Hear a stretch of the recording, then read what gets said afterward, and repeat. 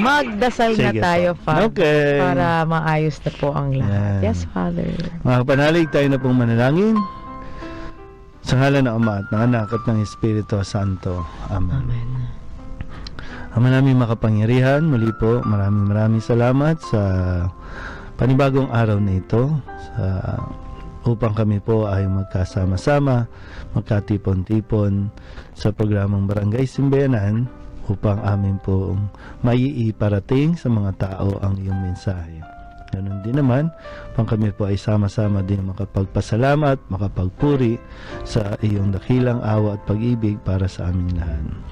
Nihiling po namin, Panginoon, na bigyan niyo kami ng kalakasan upang amin po malampasan ang mga pagsubok, lalong-lalo na po mga paparating na bagyo. Ingatan mo po ang bawat isa at bawat pamilya na maapektuhan nito. At kaliwanagan ng pag-iisip para magkaroon po ng mas magandang direksyon ang pamamahala, pamumuno ng mga inaasahan namin na gaganap sa kanilang mga tungkulin sa paglilingkod para sa kaligtasan ng bawat isa.